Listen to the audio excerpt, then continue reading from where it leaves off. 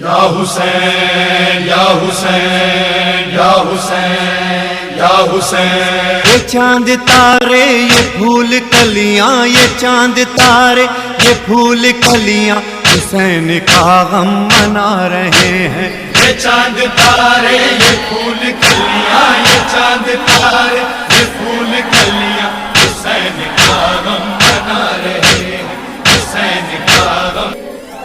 اپنے اپنے گناہوں کی بخشش کے لیے بلند تر صلوات۔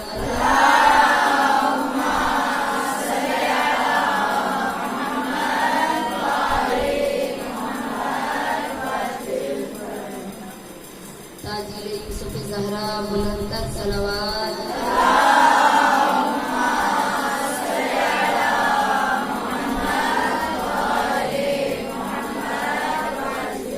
سب مل کر دعائے امام زمانہ۔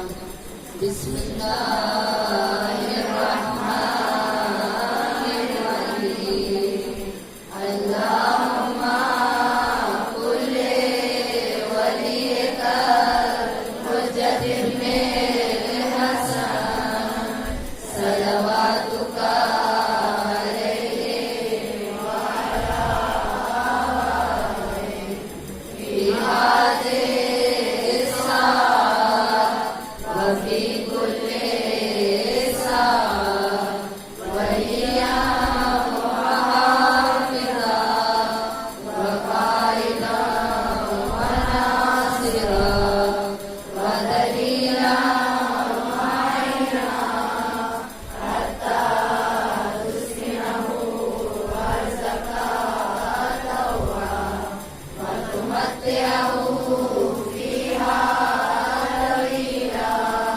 برحمتک یا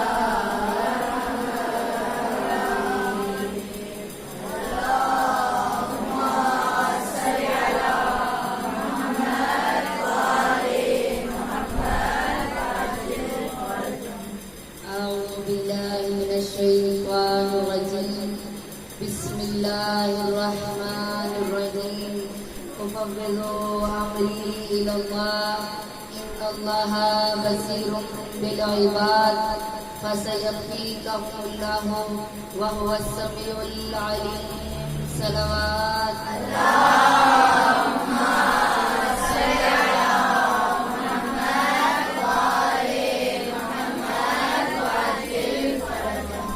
يا مقلب القلوب والأبصار يا مدبر الليل والنهار يا محول الحول والأحوال حول حالنا إلى أحسن الحال. صلوات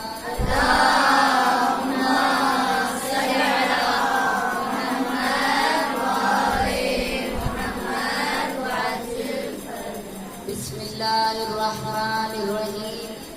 الحمد لله الذي لا يبلغ مدحته القائلون ولا يحصي نعماءه العادون ولا يعدي حقه المجتهدون الذي ليس لصفته حد محدود ولا نعت ممدود فترى الخلائق بقدرته ونشر الرياح برحمته ثم الصلاة والسلام على أشرف الأنبياء والمرسلين وخاتم النبيين بالقاسم محمد.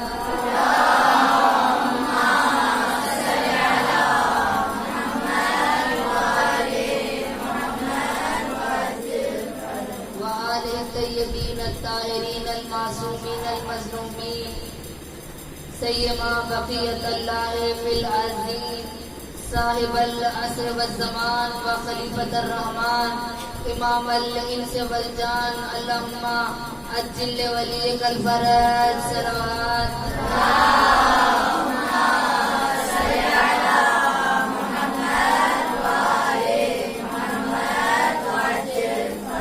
أما بعد فقد قال تبارك وتعالى في كتابه المجيد والفرقانه الحميد وقوله الحق وهو أصدق الصادقين. بسم الله الرحمن الرحيم.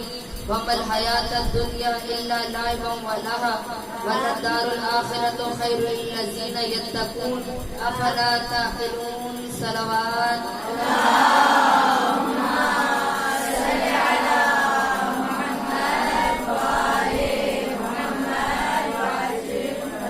السلام علیک یا ابا عبداللہ الحسین وعلى الأرواح التي حلت بفنائك عليكم مني جميعا سلام الله أبدا ما بقيت وبقي الليل والنهار ولا جعل الله آخر العهد منی لزیارتکم. سب مل کر اپنے ہاتھوں کو اپنے سینوں پر رکھتے ہوئے جس کی عقیدت و محبت و احترام امام حسین علیہ السلام کا آپ کے دلوں میں ہے، اپنا سلام امام کی خدمت میں پیش کریں. یقیناً چونکہ سلام کا جواب دینا واجب ہے، جتنی محبت و احترام سے آپ سلام کریں گے تو انشاءاللہ امام ہمارے سلام کا جواب دیں گے. سب مل کر بلند آواز سے، جھجکنا نہیں ہے. وہ زبان کس کام کی جو غیبت اور جھوٹ و حسد کے لیے تو بولے لیکن ذکر حسین میں نہ بول سکے، ان زبانوں کا کوئی فائدہ نہیں.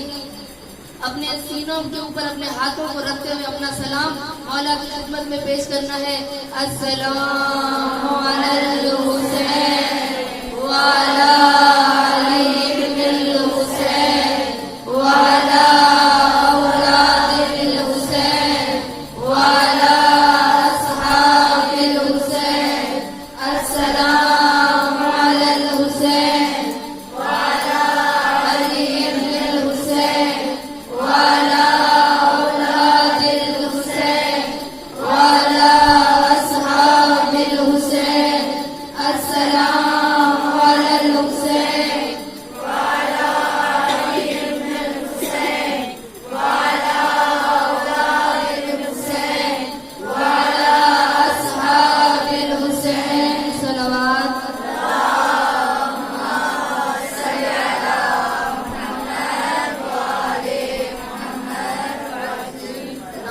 تکبیر، نعرہ رسالت، نعرہ رسالت، نعرہ حیدری، حیدری، حیدری. بیدار ہو کر بولے نعرہ حیدری. پہچان علی نعرہ حیدری، پہچان علی نعرہ حیدری، ایمان علی نعرہ حیدری. یہ عقیدہ ہے کہ علی کا نام لینے سے ختم قرآن کا ثواب ملتا ہے.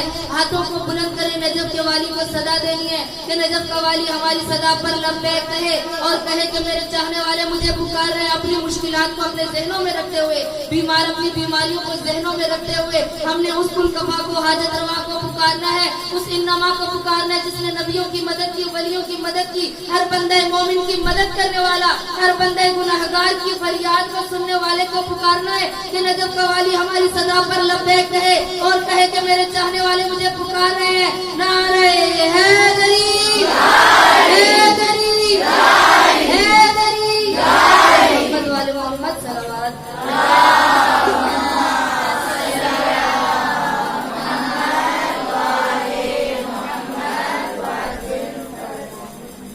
تصویر کائنات کا آکاش ہے علی، تصویر کائنات کا آکاش ہے علی.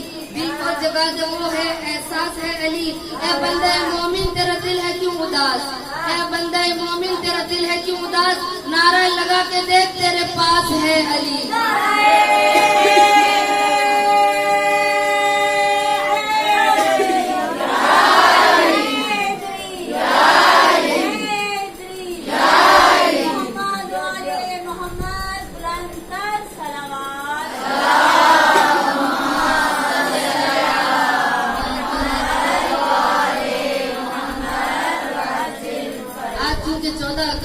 اور ہمارا عقیدہ ہے کہ 14 کے صدقے میں، یہ 14 کے صدقے میں اللہ نے پاکستان کو وجود دیا. آج ہم آزادی سے سانس لے رہے ہیں، آزادی سے سانس لینے کے ساتھ اس ملک میں رہ رہے ہیں، آزاداری کو آسانی کے ساتھ کروا رہے ہیں. تو یہ 14 کا صدقہ ہے. اس لیے کہہ رہی ہوں 14 کی سوغات ہے 14 کے واسطے، 14 کی سوغات ہے 14 کے واسطے، یہ ملک پاکستان بنا 14 کے واسطے، ہے وطن میں آزادی کی حیات 14 کے واسطے، قائد نے پائی ہے خیرات 14 کے واسطے۔ صلوات پڑھیں محمد والے محمد۔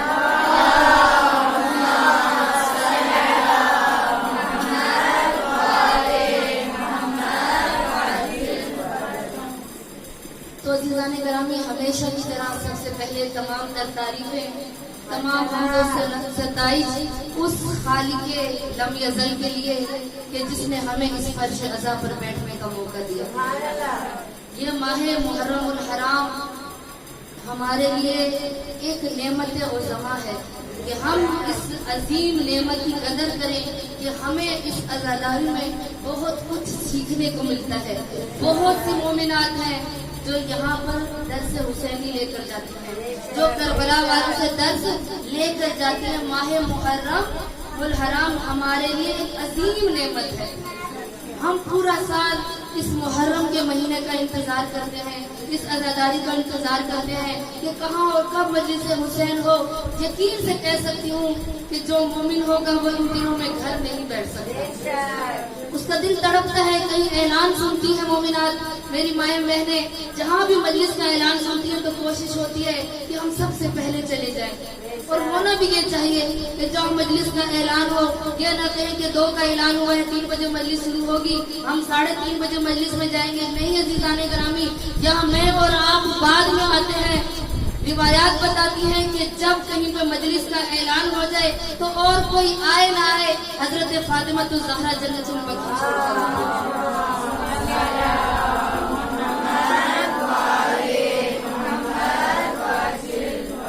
اور ایک ایک آنے والی مومنہ کا شکریہ ادا کرتے ہیں کہ اے میری کنیزوں، اے حسین کو رونے والیوں، تم نے حسین کے اکبر کے کلیجے میں بچی اترتے ہوئے نہیں دیکھی، تم نے زینب کا پردہ چھلتا ہوا نہیں دیکھا، لیکن تم اتنی تڑپ تڑپ اور اتنی بلک کر روتی ہو، میں تمہارا شکریہ ادا کرتی ہوں۔ یعنی فاطمہ الزہرا آنے والوں کے لیے دعا کرتی ہے۔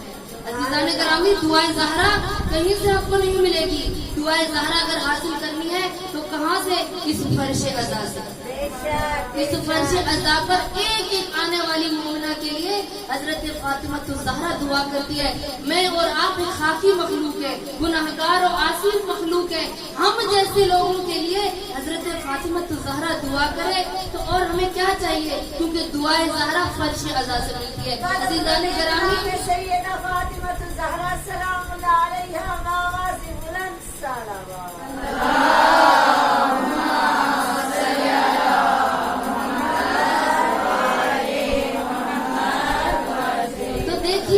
فرش پر بیٹھنے کی کتنی فضیلت ہے۔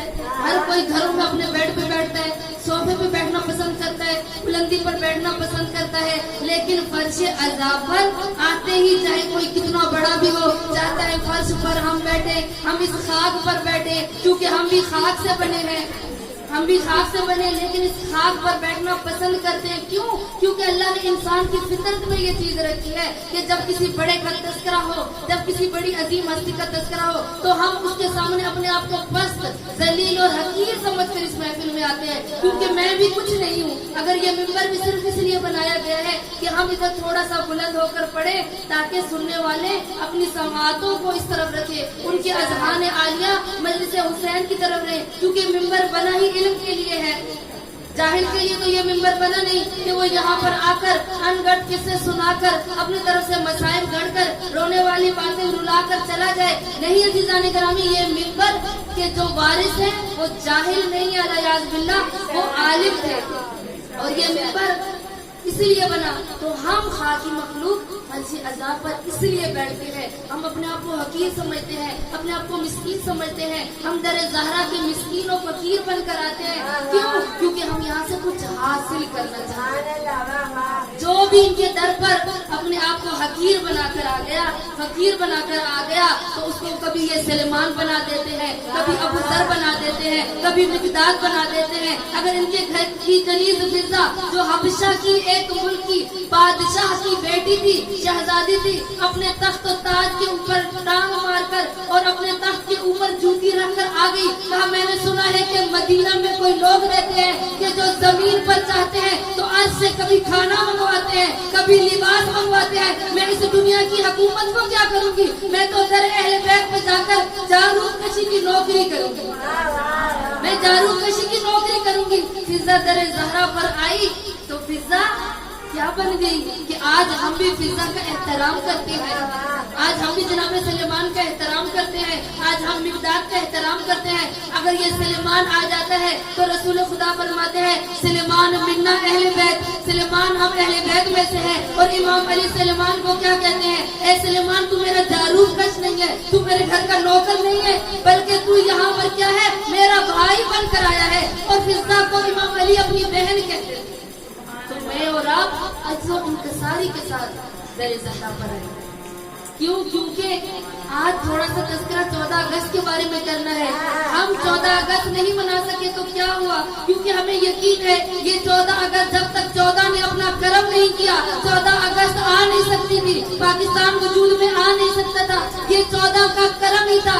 आज लोग परेशान है कि कब हुकूमत इलाही होगी। कोई समझता है इमरान खान जाएगा, बेनजीर की हुकूमत आएगी तो पाकिस्तान में अमन और अमान हो जाएगा। कोई समझता है नवाज शरीफ आया तो अमन और अमान हो जाएगा। कोई समझता है बिलावल भुट्टो आए होगा, कोई जुल्फी बुखारी। अब सब ये सोच रहे हैं कि कब हुकूमत पाकिस्तान का निजाम ठीक होगा। लेकिन हम शिया दलील के साथ सबूत के साथ कह सकते हैं तुम तलाश करते रहो दुनिया की हुकूमत को, लेकिन जब तक हमारा 14वां नहीं आएगा, क्योंकि ये 14 के सदके में पाकिस्तान वजूद में आएगा, जब तक हमारा 14वां नहीं आएगा उस वक्त तक इलाही निजाम नहीं होगा, उस वक्त तक ये कायनात को करार नहीं आएगा, ये तलाकम तुम्हारे अंदर रहेगा।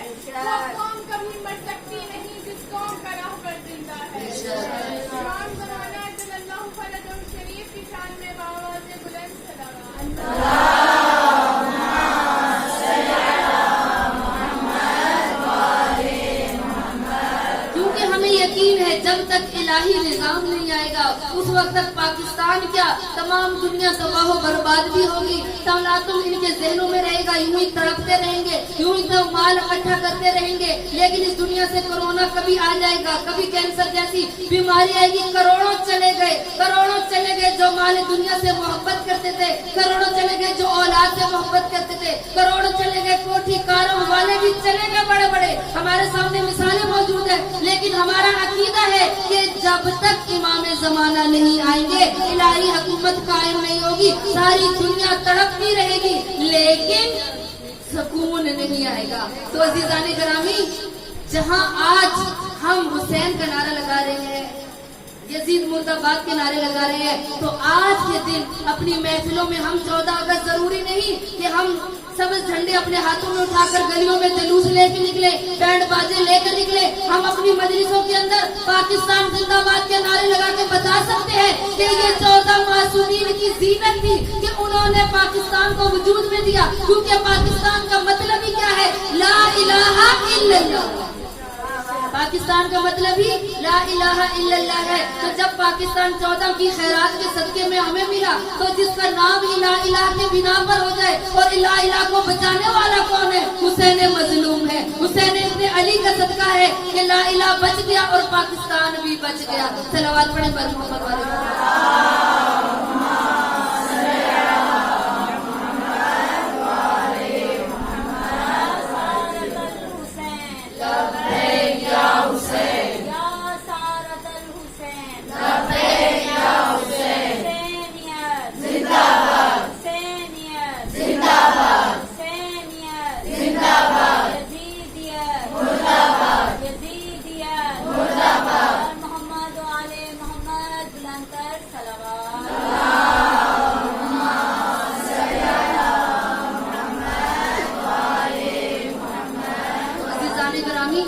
अल्लाह ने माह मुहर्रम एक नेमत दी है।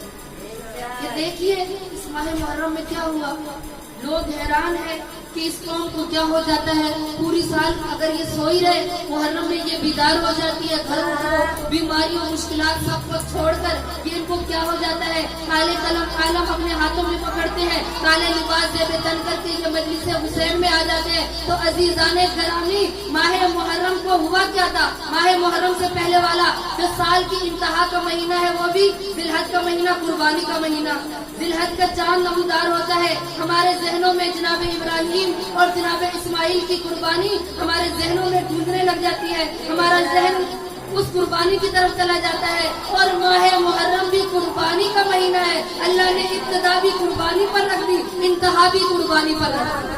صلوات پڑھیں بر محمد والے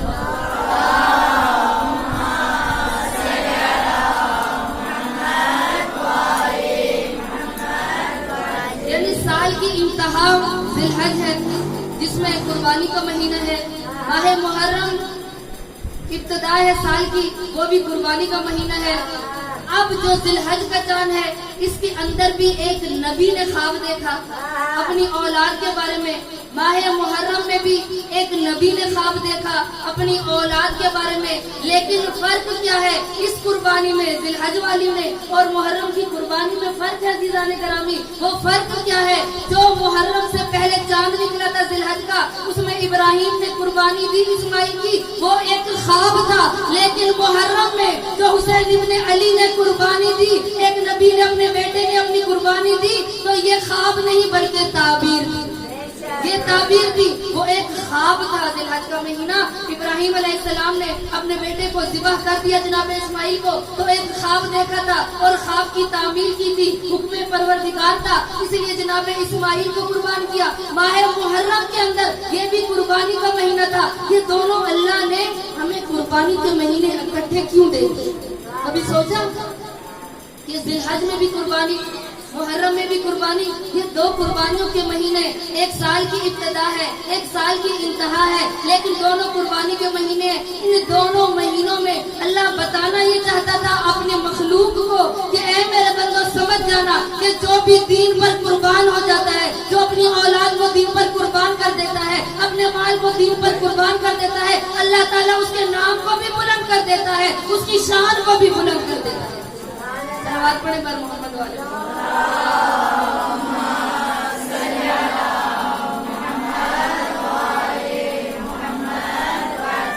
اب ہم نے دیکھنا ہے کہ کس کی دونوں گھرانے، جس نے قربانی ذی الحج میں دی، جس نے محرم میں قربانی دی، درود میں یہ دونوں گھرانے اکٹھے ہیں۔